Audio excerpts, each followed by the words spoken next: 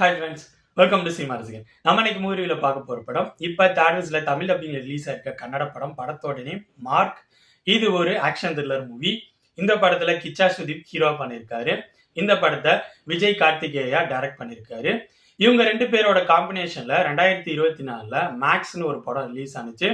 அந்த படம் ஹிட் ஆனதுனால அதே டீம் ரெண்டாவதா இப்போ மார்க்னு ஒரு படத்தை ரிலீஸ் பண்ணியிருக்காங்க.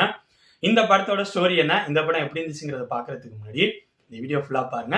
பிடிச்சிருந்தா லைக் பண்ணுங்க, அப்படியே கமெண்ட் பண்ணுங்க.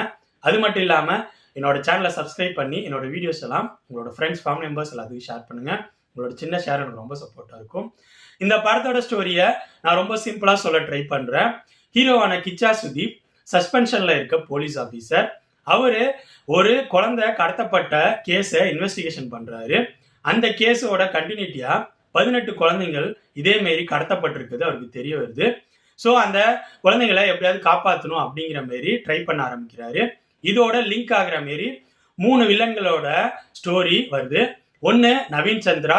அவரு மினிஸ்டர் பொண்ணோட மேரேஜ் அரேஞ்ச் பண்ணியும் லவ்வரோட ஓடி போன தன்னோட தம்பியை தேடுறாரு.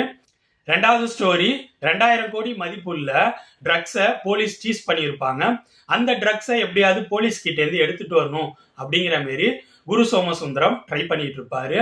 மூணாவது ஸ்டோரி செயின்ட் டாம் சாக்கோ. அம்மாவா இருந்தாலும் சிஎம் பதவிக்காக கொல்ல ட்ரை பண்ற ஒரு மோசமான அரசியல்வாதி. இந்த 3 ஸ்டோரியும் ஹீரோவோட இன்வெஸ்டிகேஷனோட லிங்க் ஆகுது. அவருக்கு பிரச்சனையாகவும் வருது. இதுக்கப்புறம் இந்த பிரச்சனைகள் எல்லாம் தாண்டி ஹீரோ அந்த குழந்தைங்களை கண்டுபிடிச்சு காப்பாத்தினாரா இல்லையா அப்படிங்கிறதுக்கு ஆன்சர் சொல்ற படம் தான் மார்க். இந்த படத்துல எனக்கு ஒர்க் அவுட் ஆன விஷயங்கள்னு சொன்னா, இந்த படத்தோட டெக்னிக்கல் விஷயங்கள்ல ஒளிப்பதிவும் எடிட்டிங்கும் படத்தோட ஃப்ளோக்கு சப்போர்ட்டா இருந்துச்சு.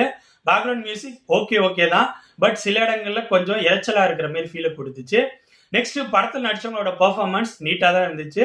கிச்சா சுதீப் மேக்ஸ் படத்துல எப்படி ஒரு மாஸ் ஆக்ஷன் ஹீரோவா பெர்ஃபார்ம் பண்ணியிருந்தாரோ அதே மாதிரி தான் இந்த படத்துலயும் அதே மாதிரி ஒரு மாஸ் ஆக்ஷன் ஹீரோ பெர்ஃபார்மன்ஸை கொடுத்துருக்காரு. நவீன் சந்திரா, குரு சோமசுந்தரம், யோகி பாபு, செயின்ட் டாம் சாக்கோன்னு படத்தில் நடித்த மற்ற நடிகர்களும் இந்த படத்துக்கு என்ன தேவையோ அதை பர்ஃபார்மன்ஸா கொடுத்துருந்தாங்க. அடுத்ததா இந்த படத்தோட பிரச்சனை அப்படிங்கிற மாதிரி பட்டது இந்த படத்தோட ஸ்கிரீன் பிளே தான்.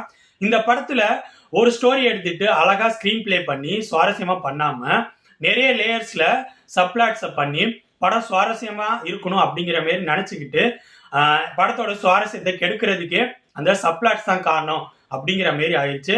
படத்தோட ஃபர்ஸ்ட் ஹாஃப் செகண்ட் ஹாஃப் ரெண்டுலையும் படத்தோட ஸ்கிரீன் பிளே அந்த அளவு சுவாரஸ்யமா இருக்கிற மாதிரி இல்லை. இந்த டீம் மேக்ஸ்னு ஒரு படம் எடுத்திருந்தாங்கன்னு சொன்னல, அந்த படத்துலையும் கிட்டத்தட்ட இதே மாதிரி தான் இருக்கும். ஒரு சிம்பிளான ஸ்டோரி அவுட்லைன் எடுத்துட்டு பரபரப்பான ஸ்கிரீன் பிளே பண்ணியிருப்பாங்க. அதுலேயும் கிட்டத்தட்ட இதே மாரி மாஸ் ஆக்ஷன் தான் இருக்கும். இருந்தாலும் ஹீரோ புத்திசாலித்தனமா சில விஷயங்கள்லாம் யோசிக்கிற மாரி காட்டுவாங்க. அந்த விஷயங்கள்லாம் படத்தோட ஃப்ளோல பாக்குறப்போ படம் சுவாரஸ்யமா இருக்கிற மாதிரி இருக்கும். இந்த படத்துல அந்த மாதிரி எந்த விஷயமும் இல்லை. படத்துல ஹீரோ சும்மா நடிக்கிறாரு, வரவங்க போற எல்லாத்தையும் அடிக்கிறாரு, இது மட்டும் தான் பண்றாரு. அவரு புத்திசாலித்தனமா ஏதாவது ஒண்ணு பண்றாருன்னு பார்த்தா ஒண்ணுமே இல்லை. ஸோ படத்தோட ஸ்கிரீன் பிளே சுவாரஸ்யமா இல்லாததுக்கு இதுவும் ஒரு காரணம். அது மட்டும் இல்லாம இந்த படத்துல எந்த வில்லன் கேரக்டரையும் ஸ்ட்ராங்கா டிசைன் பண்ணவே இல்லை. 3-4 வில்லன் கேரக்டர்ஸ் இருக்காங்க.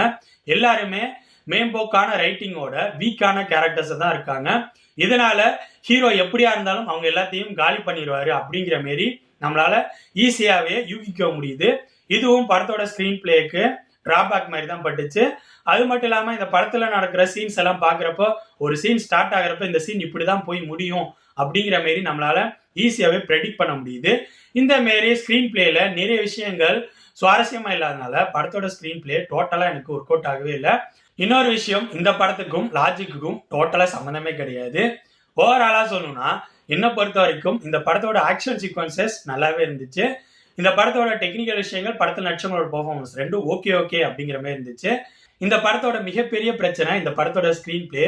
புதுசா எதுவும் யோசிக்காம பார்த்து பழகின பழைய சீன்ஸோட ஈஸியா யூகிக்கக்கூடிய ஸ்கிரீன் பிளேயோட இந்த படத்தை ப்ரெசென்ட் பண்ணி வச்சிருக்காங்க. இந்த படம் ரொம்பவே ஸ்மாரான ஃபிளாட்டான ஆக்ஷன் த்ரில்லர் மூவி. இந்த படம் இப்போ தேட்டர்ஸ்ல ரிலீஸ் ஆகி ஓடிட்டு இருக்கு. ஸோ என்னோட ரிவ்யூ பேஸ் பண்ணி முடிவு பண்ணிக்காங்க இந்த படத்தை பார்க்கலாமா வேணாமான்னு. ஓகே ஃப்ரெண்ட்ஸ், இந்த வீடியோ உங்களுக்கு பிடிச்சிருக்கும்னு நினைக்கிறேன். தேங்க்ஸ் ஃபார் வாட்சிங். இந்த வீடியோ பிடிச்சிருந்தா லைக் பண்ணுங்கள், கமெண்ட் பண்ணுங்கள், ஷேர் பண்ணுங்கள். அப்படியே சினிமா ரசிகன் சேனலை சப்ஸ்கிரைப் பண்ணுங்கள். கூடவே பக்கத்தில் இருக்க பெல் ஐக்கானையும் கிளிக் பண்ணுங்கள். அப்போ தான் நம்ம போடுற வீடியோஸ் உடனுக்குடன் உங்களுக்கு வந்து சேரும். தேங்க்யூ.